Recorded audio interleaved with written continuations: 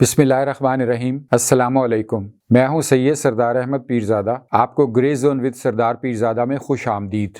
ان دنوں ایک خاص طبقے کی طرف سے بہت شور ہے کہ ججوں کی جو ریکارڈنگ ہے ٹیلی فون کی وہ نہیں کرنی چاہیے، اور یہ ایک پرائیویسی میں مداخلت ہے۔ آج اس پر بات کرنی ہے۔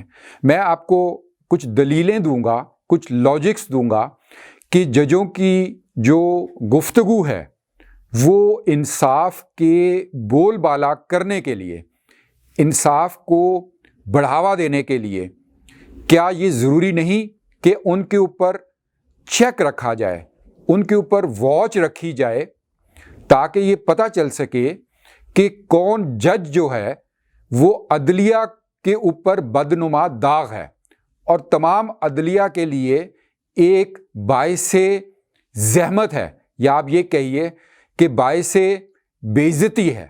اس لیے ضروری ہے کہ ججوں کی جو کنورسیشن ہے، گفتگو ہے ٹیلی فون پر، یا ان کے جو پرسنل سے مراد ذاتی نہیں، جو ان کے اس طرح کے معاملات میں، مقدمات کے معاملات میں اگر وہ کسی دوسرے فریق سے ادر دین ماورائے عدالت کوئی گفتگو کرتے ہیں اور وہ ایفیکٹ ہوتی ہے ان کے مقدمات پر جو وہ سن رہے ہیں یا سن سکتے ہیں، تو اس کو پبلک ہونا چاہیے اور اس کو چیک ہونا چاہیے۔ چلیے اس پر بات کرتے ہیں۔ دیکھیے، شہادت، ایویڈنس، کسی بھی مقدمہ ہو، کوئی انصاف کا بول بالا کرنے کے لیے، انصاف کے تقاضے پورے کرنے کے لیے ایویڈنسز اور شہادتیں ہوتی تھیں۔ پہلے شہادتیں لی جاتی تھیں پرسنلی، یعنی لوگ آ کے گواہی دیتے تھے، اب بھی دیتے ہیں۔ پھر ڈاکومنٹس آ گئے، کاغذات آ گئے، دستاویزات آ گئیں، وہ بھی دی جاتی تھیں۔ اب زمانہ بدل گیا ہے۔ اب دیکھیے کہ جو انسان کی فزیکل ایک پوزیشن ہے اور اس کے علاوہ جو ڈاکومنٹس ہیں، اس کے علاوہ بہت سے ایسے ٹولز آ گئے ہیں، بہت سی ایسی چیزیں آ گئی ہیں جو ہم عام زندگی میں استعمال کرتے ہیں، اور دنیا کے اس وقت جتنے کاروبار ہیں، یا آپ کہیے کاروبار حیات جتنے چل رہے ہیں، ان سب میں استعمال ہوتی ہے۔ تو وہ ٹولز اور وہ چیزیں عدلیہ میں انصاف کا بڑھاوا دینے کے لیے استعمال کیوں نہیں ہونی چاہیے؟ میری مراد ان ڈیوائسز سے ہے، میری مراد ان چیزوں سے ہے کہ جو آپ کی اب ریکارڈنگ کی جاتی ہے۔ دیکھیے، پہلے ایک زمانے میں خط لکھتے تھے، مثلا امریکہ میں پاکستان سے کسی نے خط لکھنا ہوتا تھا تو آپ خط لکھ دیتے تھے، اور پھر کئی مہینے بھول جائیے کہ جب تک اس کا جواب نہیں آتا تھا تو آپ کو پتہ نہیں چلتا تھا، ایویڈنس نہیں آتا تھا کہ جناب آپ کا خط فلاں جگہ پہنچ گیا۔ اب اس کی جگہ کیا ہے؟ ای میل ہے، واٹس ایپ ہے، یعنی جس سیکنڈ آپ نے کلک کیا اسی سیکنڈ وہ ریسیو ہو گیا دوسرے اینڈ پر، خواہ وہ ملک، خواہ وہ فرد جو ہے ہزاروں میل دور ہی کیوں نہ بیٹھا ہو۔ یعنی اس چیز کو ہم نے اپنے کاروبار حیات میں پوری طرح شامل کر لیا۔ بینکنگ ہے، کاروبار ہیں، پیسے ہیں، ڈیجیٹل منی کی ٹرانسفر ہے، جتنی چیزیں ہیں وہ آن لائن ہو چکی ہیں، اور ان کے اوپر چیک اینڈ بیلنس بھی ہے۔ تو جب آپ دیکھیے کہ ایک عدالت میں ایک جج جو ہوتا ہے وہ کتنی بڑی اس پر ذمہ داری ہوتی ہے۔ ایک تو انصاف ہے جو اس کا فرض ہے اور جو تقاضا ہے قانونی طور پر بھی۔ دوسرا، جو جن فریقوں کے وہ کیسز سن رہا ہوتا ہے اس میں ایک متاثر ہونے والا ہوتا ہے اور ایک متاثر کرنے والا ہوتا ہے۔ اگر وہ جج ایمانداری نہیں برت رہا، اگر وہ جج انصاف کا بول بالا نہیں کر رہا، تو جو شخص متاثر پہلے ہی ہوا ہے، جو متاثر کر چکا ہے اس کو، اور اگر وہ متاثر کرنے والے کا ساتھ دے رہا ہے، تو آپ دیکھیے کہ کس حد تک یہ بددیانتی ہے، اور کس حد تک یہ، آپ پہلے تو انسانیت پر ظلم کہتے تھے نا، چلیے میں جدید ٹرم استعمال کرتا ہوں کہ یہ ہیومن رائٹس کی کس حد تک خلاف ورزی ہے۔ تو اب آپ نے ٹوٹل ڈیپینڈ چھوڑ دیا ہوا تھا آئین کے تقاضے کے تحت، قانون کے تقاضے کے تحت، کہ ججوں کی نیت کے اوپر، یعنی ان کے اوپر کوئی چیک نہ رکھا جائے۔ لیکن آپ دیکھیے کہ جج صاحبان بھی جو ہے وہ انسان ہوتے ہیں، ان کے بھی معاشرتی تعلقات ہوتے ہیں، معاشرتی رویے ہوتے ہیں۔ مکمل طور پر ان کی نیت اور ایمانداری پر چھوڑ دینا بغیر کسی چیک اینڈ بیلنس کے، آپ دیکھ سکتے ہیں کہ کیا ریزلٹس ہوئے۔ آپ دیکھیے کہ چلیے میں پاکستان کی تاریخ کے حوالے سے آپ کو 2-3 مثالیں دیتا ہوں کہ جس کی وجہ سے پاکستان کی تاریخ شرمندہ ہے، پاکستان کی عدلیہ شرمندہ ہے ان کیسز کے اوپر، اور لیکن وہ بعد میں پتہ چلے اگر اس وقت یہ چیک اینڈ بیلنس ہوتا اور ان کی گفتگو، جو میں آپ کو مثالیں دینے لگا ہوں، چلیے مثالیں سنتے ہیں۔ سب سے پہلے آپ کو یاد ہوگا کہ پاکستان کی تاریخ کا مولوی تمیز الدین کیس، جسٹس منیر، یہ دو کردار یاد ہے نا آپ کو؟ آپ دیکھ لیجئے، یہ بدنما داغ ہیں، یہ کالا دھبا ہے جسٹس منیر پاکستان کی عدلیہ پر۔ کوئی شخص جسٹس منیر کا حوالہ نہیں دیتا۔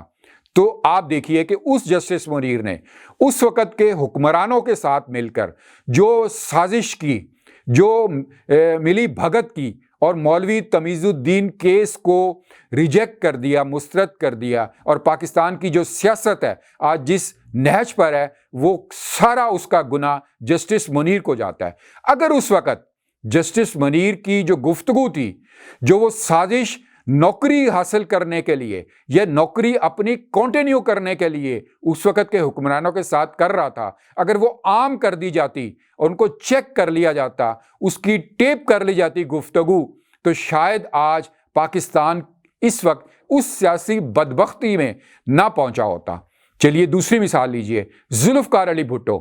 آپ دیکھیے کہ ذوالفقار علی بھٹو کو جب پھانسی کی سزا سنائی گئی تو اس وقت کی عدلیہ بہت خوش تھی۔ آج بتائیے کہ عدلیہ کیا ذوالفقار علی بھٹو کے کیس کا فیصلے کی مثال دیتی ہے؟ شرمندہ ہے۔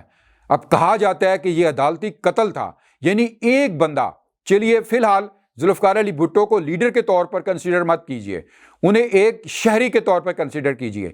ایک شہری کو آپ نے موت دے دی اپنی صرف نوکری پکی کرنے کے لیے۔ ان ججوں نے اس وقت کے حکمرانوں کے ساتھ مل کر صرف اپنی نوکری کنٹینیو کرنے کے لیے اور شاباشی حاصل کرنے کے لیے ایک فرد کو موت کی سزا دے دی، اور وہ اب آپ اسے ذوالفقار علی بھٹو کو ایک لیڈر کے طور پر لیجئے۔ کیا ذوالفقار علی بھٹو کو مار دیا ان ججوں نے؟ کیا ذوالفقار علی بھٹو کی پارٹی کو مار دیا ان ججوں نے؟ تو اگر اس وقت کی وہ عدلیہ، اس کی اگر کوئی جرنلسٹ، کوئی میڈیا یا کوئی اور وہ سیاسی اس گفتگو کو ٹیپ کر لیتا، ان کو پبلک کر دیتا، تو شاید یہ گناہ عظیم عدالت کا جو اس وقت کی عدالت نے کیا تھا، وہ ذوالفقار علی بھٹو کو قتل کرنے کا، وہ آج سرزد نہ ہوتا اور پاکستان کی عدلیہ شرمندہ نہ ہوتی۔ تیسری مثال لیجئے، بے شک یہ ابھی ثابت ہونا باقی ہے کاغذوں میں، لیکن ویسے یہ بات ثابت ہو چکی ہے۔ نواز شریف کو کس لیے سزا دی گئی؟ اسے کس عدالت نے کیوں سزا دی؟ یہ آپ کے سامنے ہے۔ یعنی بیٹے سے تنخواہ نہیں لی تو اسے ظاہر کیوں نہیں کیا، نکال دیا۔ یہ کیوں ہوا؟ آپ کو پتہ ہے کہ اس وقت کی عدلیہ نے اس وقت کے حکمرانوں کے ساتھ مل کر، طاقتور طبقے کے ساتھ مل کر، طاقتور لوگوں کے ساتھ مل کر، کہ جو چاہتے تھے کہ نواز شریف کو نکال دو، یہ کام کیا۔ اور اب وہ عدلیہ، بے شک ان کچھ لوگ ابھی بھی ہٹ دھرمی میں موجود ہیں، اس کیس میں حوالے سے ہٹ دھرمی کر رہے ہیں، لیکن بنیادی طور پر جتنے سکولر ہیں، جتنے میڈیا ہاؤسز ہیں، اگر وہ متعصب نہیں ہیں تو یہ سمجھتے ہیں کہ نواز شریف بھی انہی جسٹس منیر اور ذوالفقار علی بھٹو جیسا ایک کیس ہے جس پر آئندہ چل کر عدالت ہماری شرمندہ ہوگی۔ اگر یہ باتیں سامنے رکھی جائیں تو اس کے لیے ضروری ہے کہ جو شخص ایک جج ہے جس کی بہت بڑی ذمہ داری ہے، اس کی صرف نیت پر، اس کی صرف ایمانداری پر کہ جی اس کا کنڈکٹ بہتر ہوگا، مت چھوڑا جائے، کیونکہ یہ انسانی تقاضا ہے۔ اللہ تعالیٰ نے بھی جزا اور سزا رکھی ہے، چیک اینڈ بیلنس رکھا ہے، ہم اپنے کاموں میں بھی رکھتے ہیں، تو ججوں پر کیوں نہیں چیک اینڈ بیلنس ہونا چاہیے؟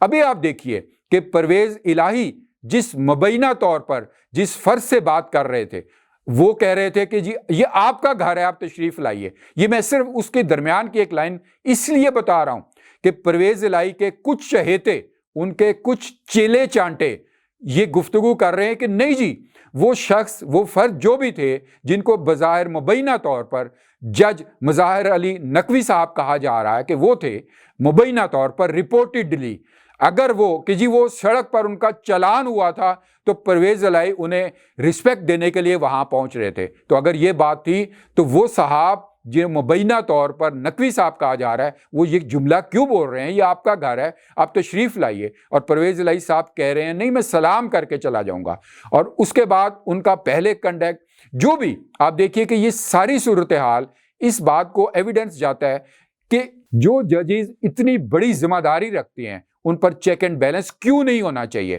اب آپ اس کی چھوٹی سی ایک میں آپ کو متوازی مثال دیتا ہوں۔ پاکستان کی یا کسی بھی ملک کی سلامتی کے مسائل کو جو ادارہ ڈیل کرتا ہے وہ فوج کہلاتی ہے، آرمی کہلاتی ہے۔ اب دیکھیے کہ پاکستان کے اندر بھی ایک ملٹری انٹیلیجنس ہے، اس کا یہی کام ہے کہ وہ اپنے ادارے میں بہت گہری نظر رکھے، ٹائیگرز آئی رکھے، چیتے کی نظر رکھے کہ کوئی سلامتی کے اگینسٹ کوئی فرد کوئی معاملہ نہ ہو جائے۔ تو جو ججز ہیں وہ بھی معاشرتی طور پر ایک سلامتی کی، انصاف کی سلامتی کے ذمہ دار ہوتے ہیں۔ اگر ملٹری انٹیلیجنس ہو سکتی ہے تو عدالت میں ایک آپ سمجھیے کہ جوڈیشری کی انٹیلیجنس کیوں نہیں ہو سکتی؟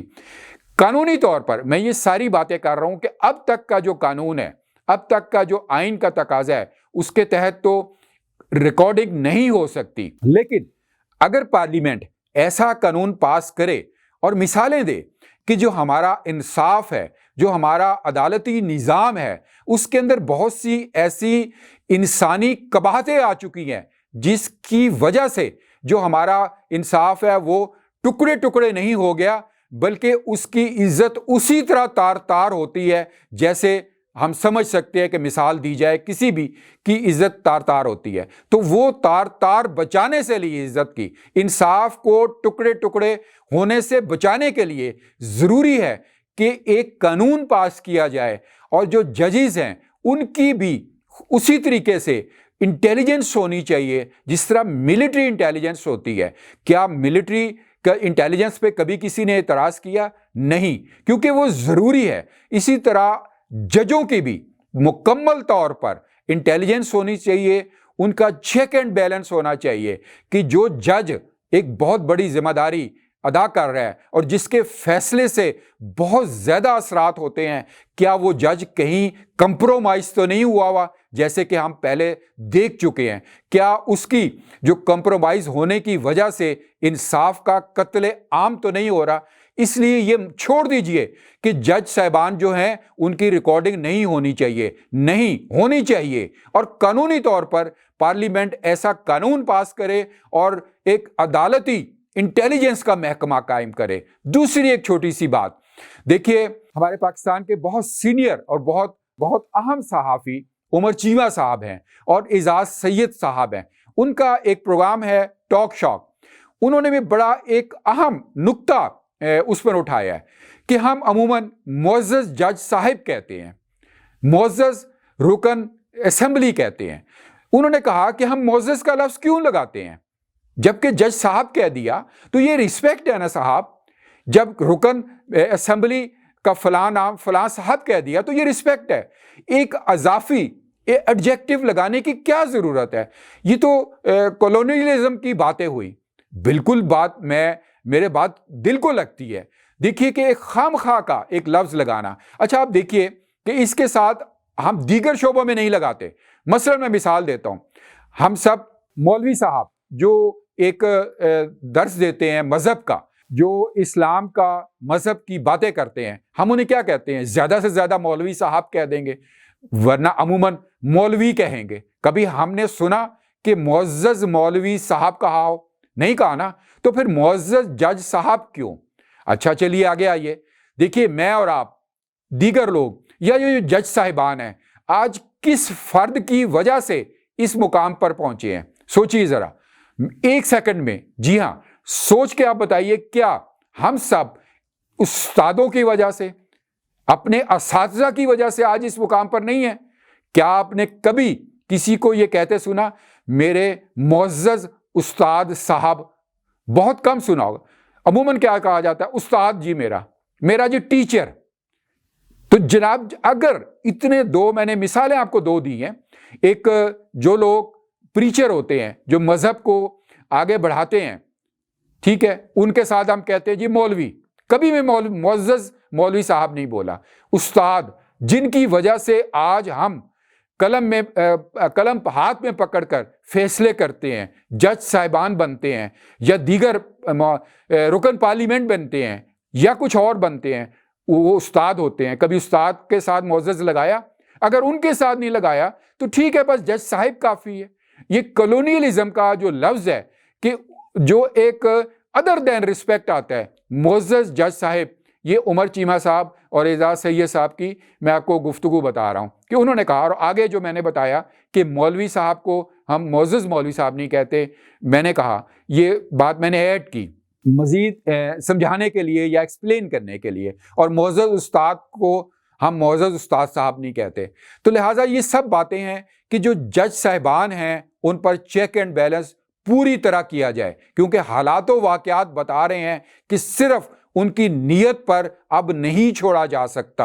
اور نمبر 2 کہ جو غیر ضروری خوشامدی الفاظ ہیں ہم اپنے جو عہدوں کے ساتھ لگاتے ہیں، ان کی بجائے وہ الفاظ ہٹانے چاہیے، کیونکہ وہ جو عہدے ہیں ان کو چاہیے کہ وہ ایسا کردار اپنے اندر پیدا کریں، اور کردار پیدا کرنے کے بعد ایسا ظاہر کریں اپنے فیصلوں میں کہ ان کا احترام دلوں میں موجود ہو.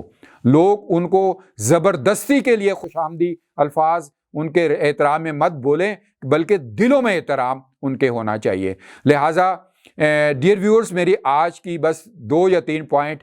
ایک تو کہ عدلیہ کے انٹیلیجنس کے حوالے سے قانون پاس کیا جائے، اور ملٹری انٹیلیجنس کے طرح یہاں بھی ایک نظام بنایا جائے، ایک ادارہ بنایا جائے جو عدلیہ کی انٹیلیجنس کرے. نمبر 2 کہ جو ٹیپس ہوتی ہیں ان کی جو ایسی گفتگو جو مقدمات پر اثر انداز ہو سکتی ہیں، ان کے لیے بھی قانون بنایا جائے اور باقاعدہ ٹیپنگ کی جائے. نمبر 3 جو اضافی الفاظ، خوش آمدانہ الفاظ ہیں مختلف عہدوں کے ساتھ، انہیں ختم کیا جائے کہ ہم اب غلام کہتے تو ہیں نا کہ ہم غلام نہیں ہیں، چلیے کوشش بھی کر دیکھتے ہیں. ڈیئر ویورز، آپ کو یہ ویڈیو کیسی لگی آپ ضرور بتائیے گا اور کمنٹ بھی کیجئے گا. لیکن ایک ریکویسٹ کہ آپ سبسکرائب اس چینل کو ضرور کیجئے اور شیئر کریں دوستوں کے ساتھ، اور بیل آئیکن کو پریس کریں تاکہ نوٹیفیکیشن آپ کو آ جائے. God bless Pakistan.